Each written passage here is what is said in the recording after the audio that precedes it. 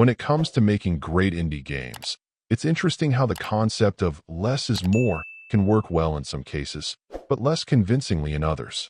In particular, depth tends to be a tricky area, since even if you have multiple options to choose from, if the fundamentals of play don't change significantly enough on a per-play basis, the experience may still feel similar in the end. For me, that's where Bing and Wonderland struggles, as despite the ability to unlock new weapons and personas the further you go, the core gameplay simply doesn't feel different enough to remain engaging for long. Looking at the positives, there's no question that Bing has its own unique look and general style of play.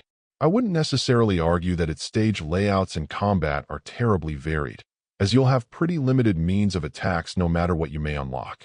In the end, what you're counting on is your technique, as well as which skill enhancements you'll choose to help you gain the edge on the oddball menagerie of enemies you'll be facing.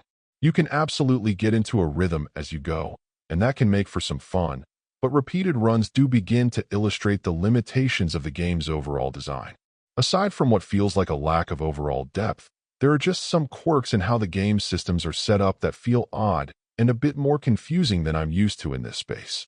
It's true that which enhancements and upgrades you can choose in your typical roguelike will require some experimentation to find what works best for you.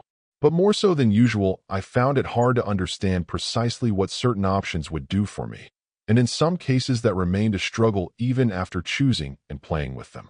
I suppose the issue could be that they're sometimes too subtle to be noticed or focused more on stat boosts than something more visual, but that problem does detract from the excitement of seeing what options you'll have to upgrade as you go.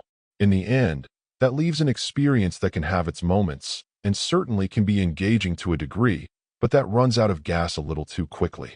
The fact is that there are loads of roguelikes out there with more variety, personality, and intensity that make it challenging for something more bare bones like this to pull away from their shadows.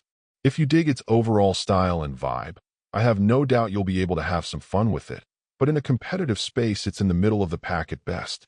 Overall, my final score for the game ended up being a 6.